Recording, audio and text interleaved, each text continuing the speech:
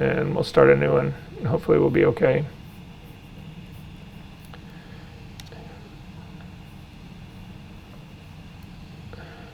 Quick question.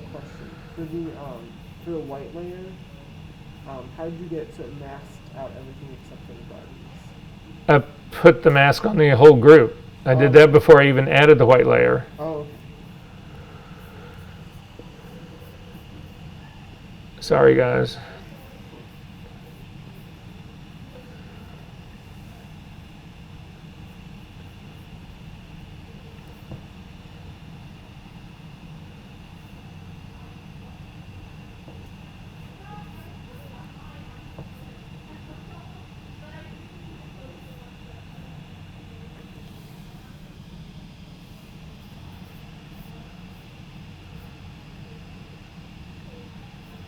Okay, back at it. All right, so again, I'm going to double click on this, solid color. I'm going to go to my color libraries. I'm going to type in, again, make sure that I am solid coded. Pantone 1767 was the number I said to type in. That will give you this light pink color right here. If you click on that light pink color, you will see underneath this that you get the color swatch, but you also get the LAB values of this. This is critical for us. So what you do is you write down the LAB values of this. So this is my Pantone. I'm going to actually write this out. This is my Pantone coded 1767C, and the LAB values of that are, the L value is 80. The A value is 30, and the B value is 4. And we need to recreate that. I'm going to go ahead and say OK to this. So I've selected the color. I'm going to say OK to that. Now you'll notice here that this doesn't look anything like that color at all. I accept that part. It's also my solid color. Yeah, my solid color is in, yeah, I'm in the white copy. I just want to make sure. I'm going to change the white copy name, the label on that, from white copy to Pantone 1767C. I'm going to turn off both of the saturation parts that I've actually put on here. I don't need both of them, so I've turned both of them off. I'm getting closer to the color I feel like it should be. I'm going to turn on one of the contrast boosts. It brings in a lot of tone. I think it's a little bit too dark, so I'm going to drop the opacity of this down a little bit. Actually, it's doing the whole group. I just need to do the DSAT 2 version of this to drop it down. So I'm trying to keep it looking like a shirt, but that's basically it. So then I need to correct this to make sure it's exactly that Pantone color that I wanted it to be. So I'm going to come over and grab the color sampler tool, and I'll come right here in the middle of the shirt, just someplace that's not in highlight, not in shadow. I'm going to do it right between the two buttons. I'm going to click, and it's going to put down a point.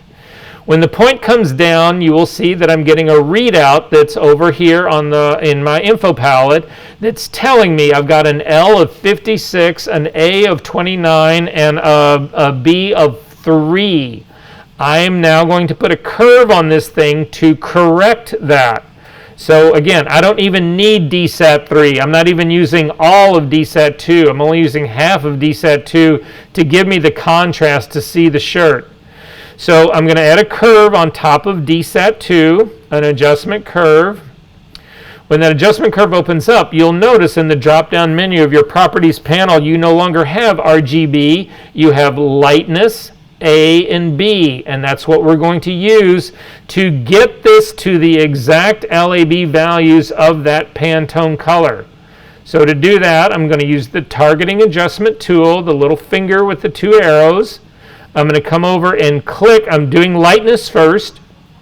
I'm going to click on the little spot that's right on the center of the shirt, and I'm going to click and push up until I get a reading in the L of 80. So again, remember, L was the lightness of this, so I'm just going to click up until I get 80. I'm going to then go to my my A channel, do the same thing. I'm going to click on that very same little dot and I'm going to lift it from 29 to 30. It's almost always there. If you can't do it with your mouse, you can actually use your arrow keys. And I'm just going back and forth between 29 and 31. It's not going to actually give me an exact 30, but it's incredibly close. And then the same thing, I need to lift the B up to 4. Boom. Perfect Pantone 1767C color. So why does this matter to you guys? I tell everybody this. So somebody comes to you and says, I have 100 shirts in 100 different colors, and I want you to photograph them all. And you say, yes, indeedy, I would love to do that. And they'll say, what's it going to cost? And I'll say, well, let me figure this out. Let's see, to start with, you've got 100 shirts, and I need to really figure out how many I can do in a day. So when you're really shooting shirts, the first thing that has to happen is shirts need to be prepped, and then they need to be folded. And people, again, they'll go in, everything is prepped. The collars and the cuffs are starched. The shirt is then folded on a folding board. It's then pinned into place. They pull the folding board out. Then you put it on what they call a pinup board, which is basically just a piece of foam cord that's set at an angle so you don't have to stand over shit and shoot all day long. It has to be lit and photographed. So the lighting in the pinup board, that goes pretty quick, and that'll be consistent the whole time because they want consistency in this. But the prep and the folding of that, it takes somebody a half hour to do a shirt. I've got 8 hours in a day. I basically, that means I can do 15 shirts. But let's make the math easy. We'll do 20 shirts. That's what I'll do in a day. It's going to take me 5 days to shoot that. My rate's $3,000 a day. That's $15,000. My stylist rate is $1,000 a day. That's another $5,000. So now we're at $25,000. I need a digital tech and an assistant. The digital tech is $500 a day. So that takes me to $2,500. So now I'm at $24,200. I need a photo assistant also on this, which is going to be another $300 times $1,500. So now it's, $25,000 basically. And they go, oh, wait, I need to rent a studio. That's $1,000 a day, so it's another $5,000. So now I'm at $30,000. I need to rent gear. That's $1,000 a day, another 5 days. So that's $35,000. We'll ballpark it, $35,000, which actually shockingly sounds about right. But at any rate, for 5 days of shooting. And they say, okay. I go in the studio day one. I've booked everybody at a minimum. If I could get a half day for the studio, I'd get a half a day for the studio. But everybody is at a minimum, right? Can't really cheat the stylist out of that. Can't really cheat. So basically, the long and the short of it is that I'm going to get $1,000 for the stylist, $1,000 for the studio. That's $2,000. $500 for the digital tech, and another $300 for the assistant. So basically, I'm looking right around $3,000. Right? $3,000. I shoot one shirt. I break down. I'm out of there by we're fucking having lunch. We're already broken down. I come home and I do 100 shirts this way. Now, once you get this first one done, all you're doing is changing those values. I can bang out 100 shirts in probably by the end of the day anyway, another 3 or 4 hours. So now it's cost me $3,000 in expenses. It's a full day. Now my $3,000 for my rate is also in that, right? So $6,000 is basically the hit on this, and I'm going to bill them $35,000. You guys want to know how I succeeded in this game? Exactly this kind of shit. Game changer. Yes. Where do you get the colors? They give them to you. So they will tell you, because again, they give the same colors to if this is going to be printed. So let's say they're doing point of purchase, or they're doing packaging, or they're doing any of that. The colors of the clothes are already established, and everybody is supposed to be matching the color of the clothes. So they'll give you get a list of Pantone colors. That's why the Pantone part is so important. That's how they describe color to you. They don't say, oh yeah, it's kind of a teal green. They give you the exact color, and again, Pantone owns that world. Exactly. It always works that way. Look at this. How long did that take? That's a fucking black shirt. Are you kidding me? you guys should be dancing around right now. Something should be going off. Something should be making you really fucking happy right now. Because this isn't just about shirts. This is about cars and hair and skin and clothes and shoes and walls and skies and you name it. This is how you do it. Fuck this hue saturation adjustment layer, hit the colorize button and pray. You whip this out in an interview for a retouching position, and all of a sudden, they're going to be hiring you as the head retoucher, not as the newbie coming in. Because nobody, I'm telling you, nobody knows this. Okay, one down, one to go. We can close this guy up. We're going to do the reverse part. It works a little bit differently when you're starting with light color. If you get something that's right in the middle, you can probably try both of these methods to see which one works for you. It's just for me, I picked the extremes because again, if you can get the extreme done, the stuff that's in the middle is relatively simple. So I want you to pick up, there's 2 light shirts. Actually, we do have a mid-tone shirt and we can try it out. I haven't ever had the time to actually get to this, but let's start with shirt light version 2 as well. If you double click on that and open it up, it'll look shockingly similar. Just a different color shirt, same idea. You'll also notice that if we look at the channels palette at the bottom, there is a channel for buttons, there's a channel for labels, and there's a channel for the shirt as well. In this case, I have not put them all 3 together because I'm going to ask you, how do I get all of this into one channel where the shirt will actually be white in the channel so that we can change the color, but that the labels and the buttons do not change color. How do I combine those 3 channels into one?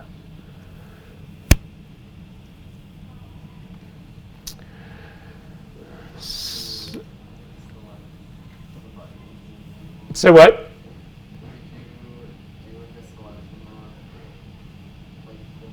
Yeah, that's exactly how you do it. So hover over the buttons, hold down the command key and click. It loads them as a selection. You get little marching ants.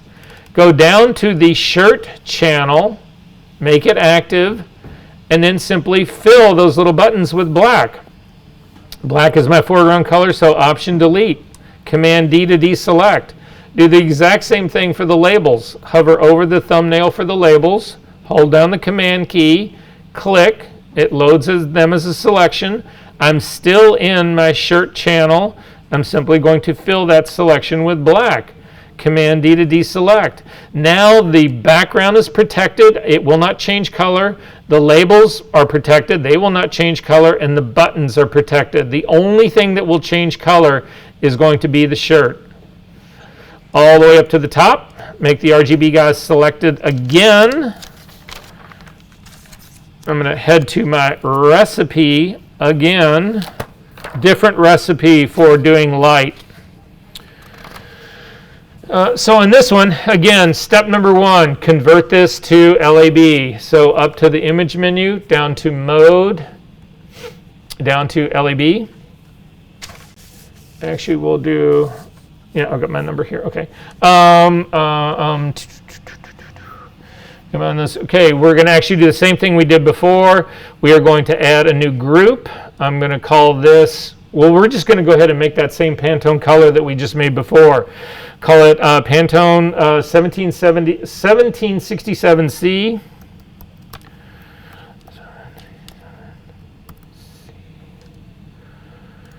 I'm going to come back over to my channels palette and simply load the shirt layer mask that I've finished. Command click on it to load it as a selection. Come onto the group and simply add it as a layer mask. So again, anything that I put in a group will only show in the fabric.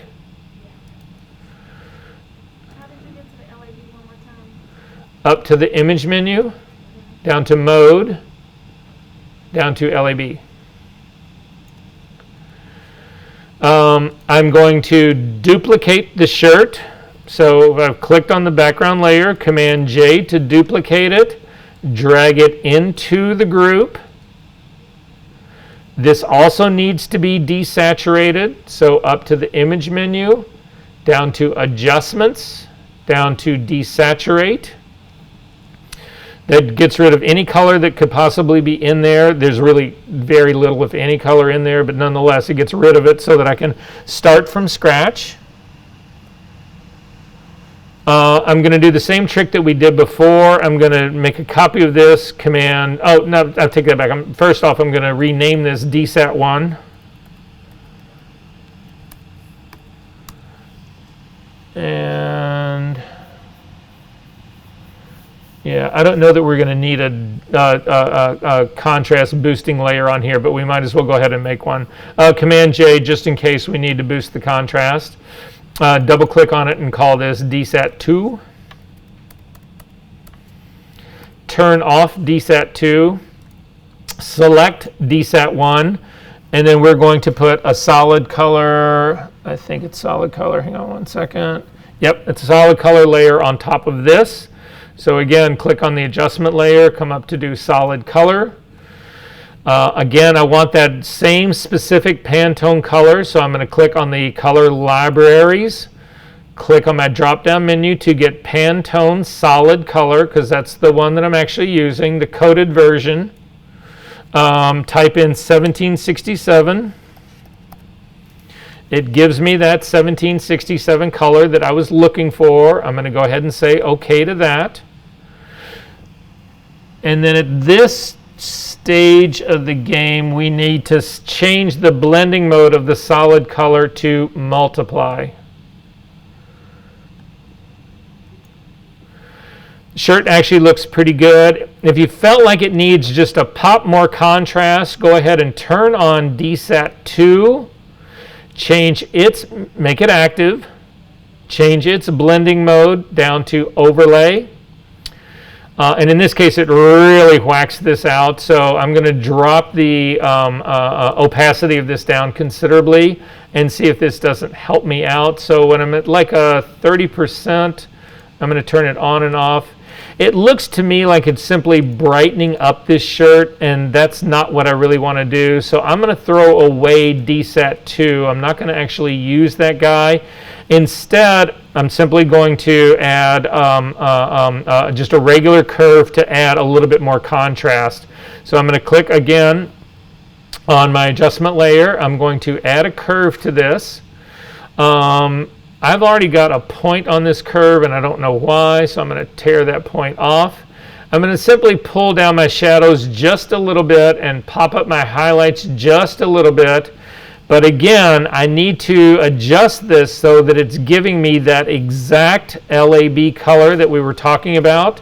So I'm going to add a color sampler point right in the middle of the shirt between the two buttons. I'm getting a 79 for my L color, a 29, and a 3. Now again, I still have the number values for that Pantone color. And the Pantone color was actually a 7. It was an 80. So I'm going to click on this button right here in the middle, and you'll see that it actually put a point really high up on my screen where I pretty much had one, where I'd put that S-curve part. So in this case, what's happening is that I want to do this all in a single curve, but it's not. I'm not able to actually do that part because where I need to change this is exactly the highlight point that I was using to lift things to make them a little lighter. So I'm going to tear off that original point that I had in the beginning, and I'll actually see now it needs to be lifted slightly higher because I need to get to an 80 in that L channel. So I'm just going to continue to pump it up just a little bit. That seems about right. I'm going to pull down my shadows just a little bit more because I want a little bit stronger contrast in there. Maybe pull them down even a little bit more. That feels a little bit better. And then go to my A channel. Again, use the targeting adjustment tool. Simply click on that dot and push it up to take it from a 29 to a 30. And then again in the B channel, click on that same point and push it up from a 3 to a 4. And we're off to the races. So now I'm going to duplicate this command, the entire group, Command J to actually duplicate the group. I'm going to change this to a different color right now. So I'm going to open up that group. I'm going to double click on the solid color adjustment, and I want to get into something that's actually got negative values in here. So hang on one second, guys. Yeah, we'll go to a green. So I'm going to do a green shirt, and the Pantone color that I want you to pick. So again, I'm going to do 358C. So in my 358C, again, so you guys can follow this with me, double click on the solid color layer. Make sure that solid color in the color libraries is selected. Make sure you have selected the color libraries. Type in 358. Click on the top one because that's the one I'm going to do. I'm actually going to write down again my LAB values, and they are L of 83, B of minus 27. You have negatives in LAB world, and 30. So the scale in LAB does not go from 0 to 255. The scale goes from a minus 127 to a positive 128 with 0 right in the middle. And that makes sense because if you have 0 in the middle, it means you have no color. So then the scale again going from green to magenta or green to red, and the scale going from blue to yellow is that same minus 127 to a positive 128. Again, if you add all of those up, you still have 255 or 256 tones or colors, which again is 8-bit, but it's not working in that same 0 to 255 that you run into in LAB. So, well, with these colors actually written down, I'm going to go ahead and say okay to that for the shirt. It's actually changed it right now, and I can actually look at the color of my shirt, again in my info palette reading out, and I said it was supposed to be positive 83. It is. It's supposed to be a negative 25, so I need to tweak my curve just a little bit. So I've selected my curve. I'm going to come up to the A channel, use the targeting adjustment tool to click on the sample point. I'm going to click and bring it down till it bring it up till it reads minus 24. And then my B channel is a positive 30. And now we've got another color shirt. I'm going to double click on the group name, and I'm going to call it Pantone. Son of a fucking bitch. I hate the trackpad on an Apple computer. The auto trackpad thing at the top drives me out of my mind.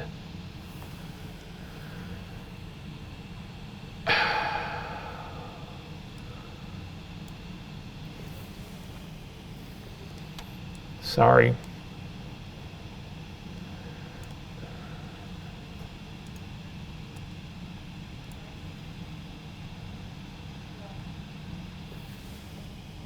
Oh, there it is.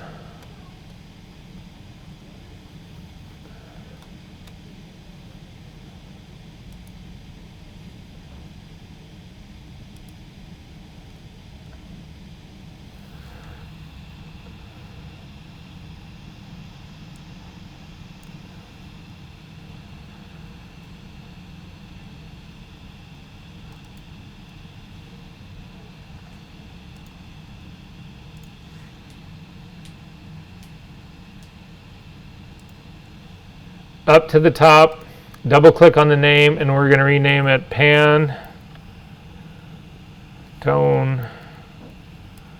358C. Look how easy this is. You can do this all day long, and you can make a whole lot of money doing it. Are there questions about this?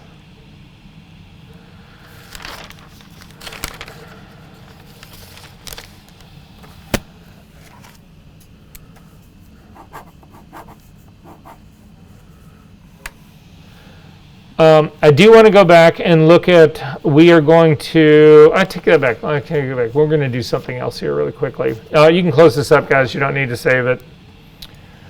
You definitely should be saving the PDF on how to do all of that stuff.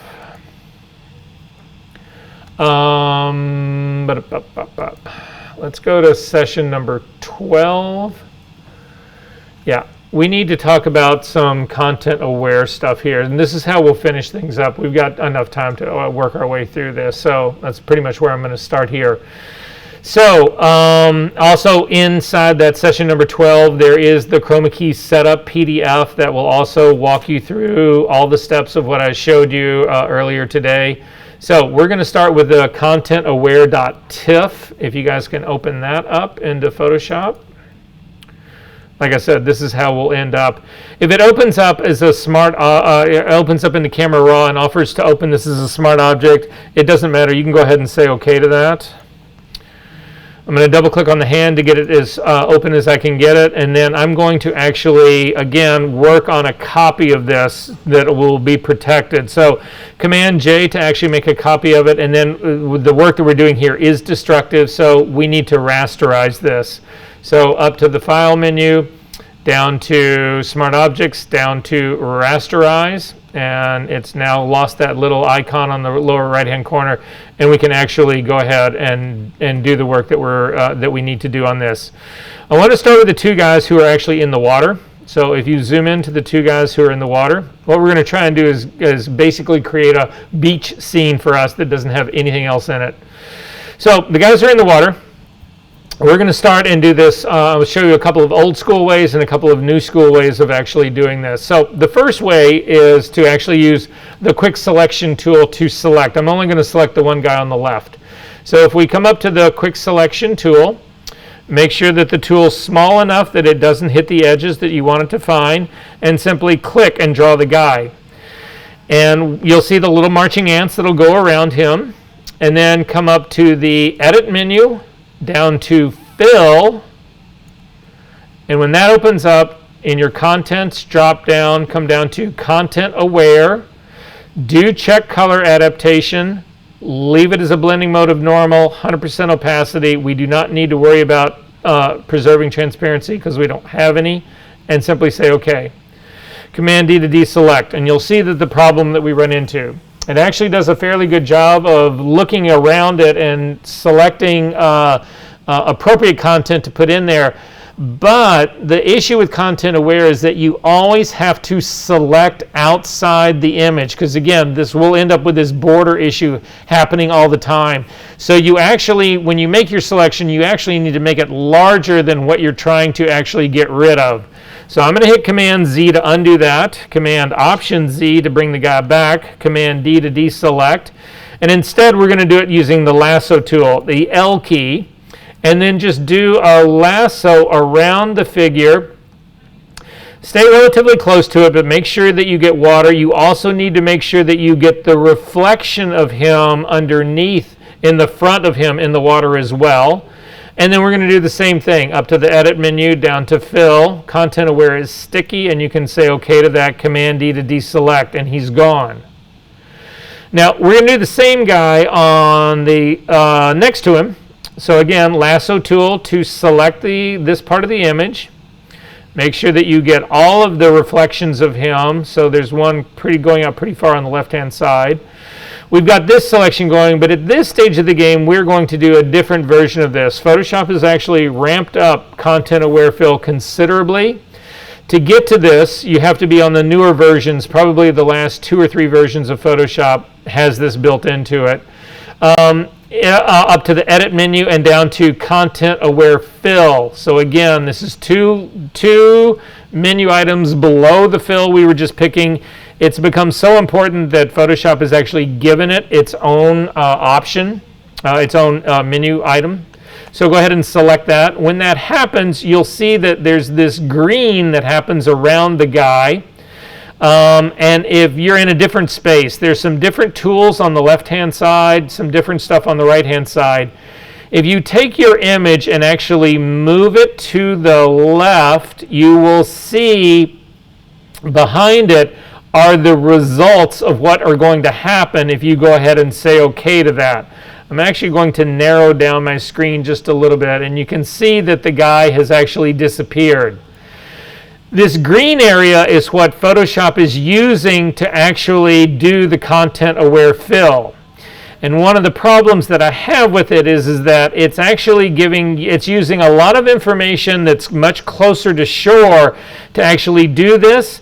But that stuff that's closer to shore is not got the same focus as the water does at the distance that the guy is from the shore. So you can use your brush tool. It's the tool that's selected already to actually paint away green areas. So I'm going to paint this a little bit closer to his body. There's also a really hardcore sort of like blue line that's stopping right above that the green is not on, that I think should be part of it because that's what is going right behind his head. So to do that, go up to the options menu at the top, and instead of the negative brush, click on the positive brush, and you can actually add green into this. So what I'm now doing is I'm telling Photoshop, this is what I want you to consider in your content-aware fill part.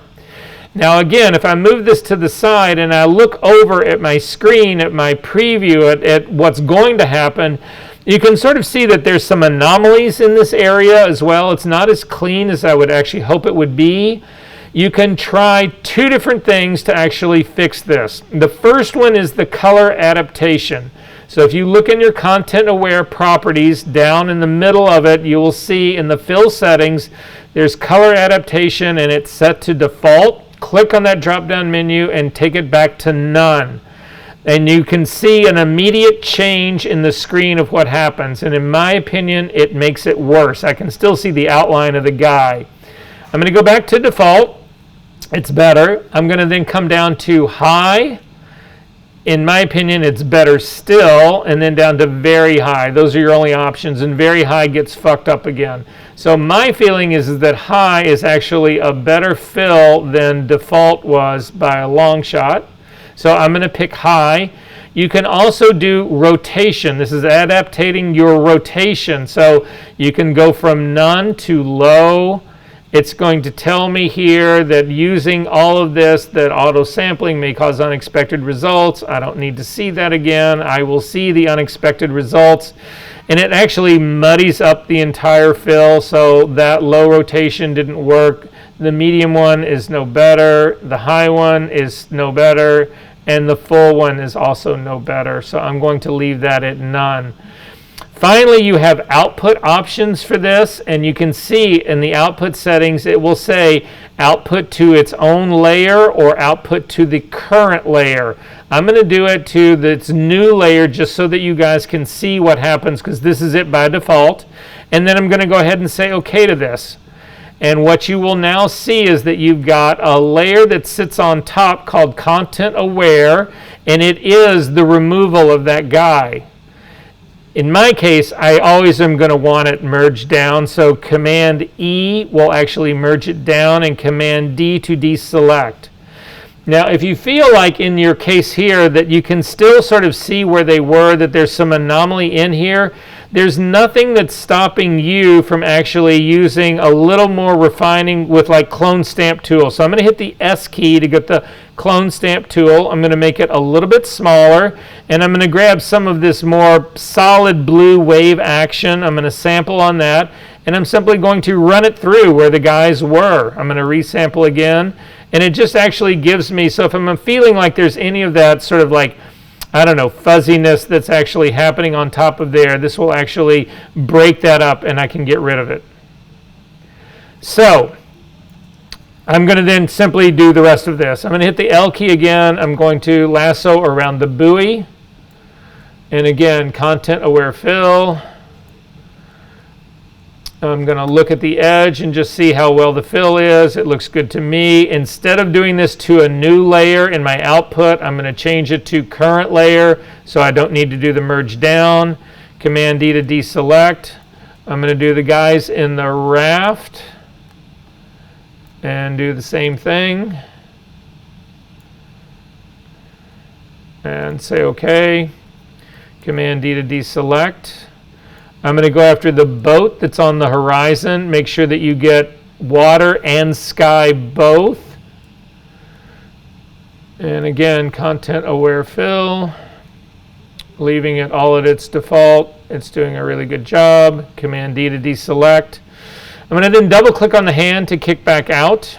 Remember I told you didn't want to use the quick selection tool. Well, this is how you do use it when you need it. So I am going to grab the quick selection tool and I'm going to use it to select the island that's in the back. So it does a good job of selecting it, but again, the problem that I've got here is it does a really good job of selecting it. I need the selection larger. So go up to the select menu, come down to modify, down to expand, and I'm going to put in 10 pixels to expand my selection and say OK. That does a pretty good job for me. It includes the entire island right now. Again, I'm going to put my guy a little bit to the side, up to the edit menu, down to ContentAware Fill. It'll show me the preview. Now, if you take a look at my preview, you can see that it did a really good job on part of it and a really shitty part on another part of it. That's fine. Don't worry about that. Go ahead and say OK. So you can see that part of the island is actually gone, but I've still got a big old part of the water that's in the sky. I'm going to hit Command D to deselect, the L key to go after my lasso tool again, and simply select the area that did not get fixed and run ContentAware Fill again. In this case, it actually knocks it out completely, and I say OK to that. Double click on the hand. We're almost there. Double click on the hand to get this out. I'm going to go after the kids now. Every time I say that, I worry that that's going to be taken out of context on the video recording, but it is what it is. I'm going to hit L. I'm going to go after the little boy on the right side first. Again, you not only want to get him, but any reflection that he would have. I'm going to do, again, Fill, ContentAware Fill. We're going to just blast through this. It does a pretty good job of it. I'm going after the little girl that was next to him, but remember, she's got reflections in the sand that go all the way to the bottom of the image. You've got to get not only the figure, but the reflection. And again, we'll get rid of this. And say OK. And then the two kids. And the two kids on this side over here, you do not want to try to separate them. There's too much of them that's actually together that overlaps. The shadow that actually touches the one little girl to the other. So I'm going to go after it all in one stroke. And again, I would take more time to do this, but we're running out of time. So I just want to show you this at the very end. Command D to deselect.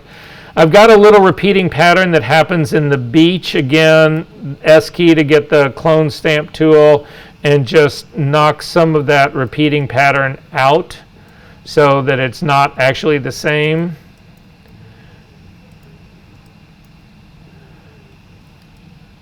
And that feels pretty good to me. I'm going to show you one last thing, guys, and then we are done. Everybody is looking for stuff that they can put on Instagram, but this does not lend itself to Instagram at all. So to fix that, I'm going to come up to the image menu, down to canvas size. When canvas size opens up, I'm going to leave it, my count is at pixels, but I'm going to make the width of my canvas identical to the height.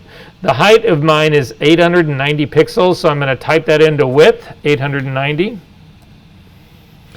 The little dot that you see in the center tells Photoshop that the additional width should be divided between the right and the left. If I wanted all of it on the left-hand side, I would put that little dot on the right-hand side, and you see all the little arrows are pointing to the left. If I wanted all of that information on the right-hand side, the additional, I would actually click the dot so that the arrows are pointing that way. But in my case, I'm going to split the difference between the two, and I'm simply going to say OK. You'll now notice that it actually has added transparency on both sides of this. I'm going to hit the M key to get the marquee tool. I'm going to click and drag down to start a marquee selection. I'm going to hold down the space bar to move the marquee tool so that it scoots up into the very top corner. We've done this before. And then let go, and then finally drag down to complete my selection. And then I'm going to ContentAware Fill that. Edit. ContentAware Fill. It's again sampling all of this area in the middle. That seems to work well for me. take a look and see what my preview part is. That's going to be fine. Say OK to that. Command D to deselect. I'm going to do the opposite on the other side. ContentAware Fill. And say OK. Command D to deselect. Voila. Look, I'm going to do a color snapshot of this. I mean, a history snapshot of this. We'll go all the way up to the top. Oh, I missed a little bit of this area up here in the very top. So M key, let me hit it really quick.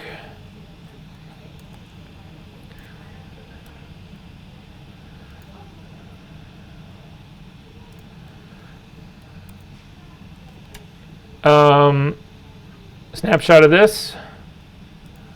Go back and take a look at where we were in the beginning. Double click on the hand so you can see the whole thing. That's what we had, and here's where we're at. Game changer.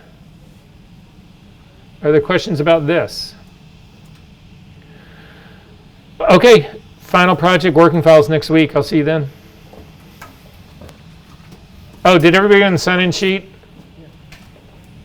Does anybody have the sign-in sheet? Thanks.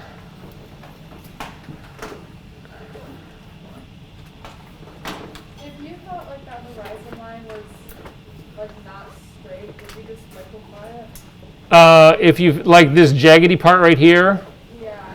yeah, I show you how to fix it. Oh, great, thanks. So what I would do to actually fix this part, I'm going to hit the P key to get a pen tool, and I'm going to click right here on one side, and I'm going to go all the way to the other side, trying to get it. And this is where, again, you would want to use a different color for your for the rubber band.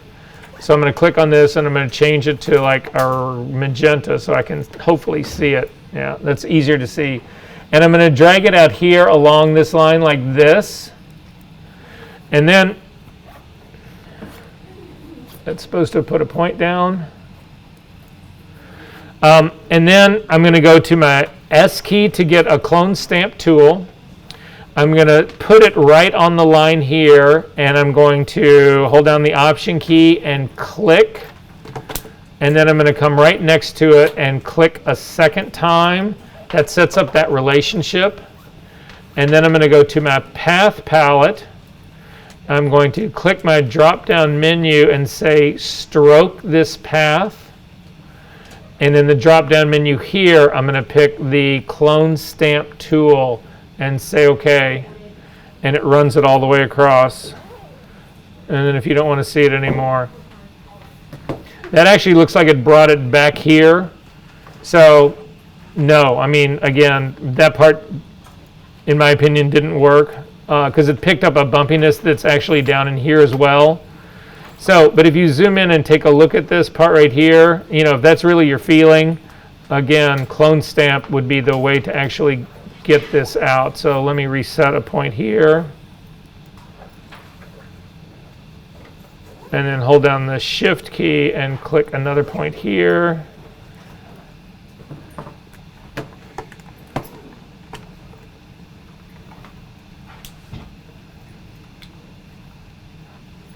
Sorry.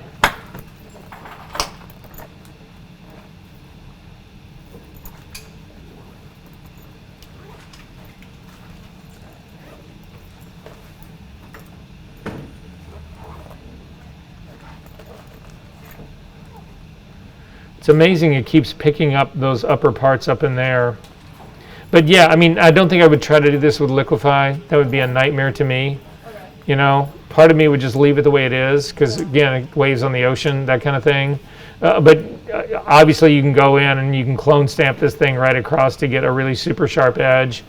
Okay. Or you could do, this would be the other possibility. This will be a quick fix.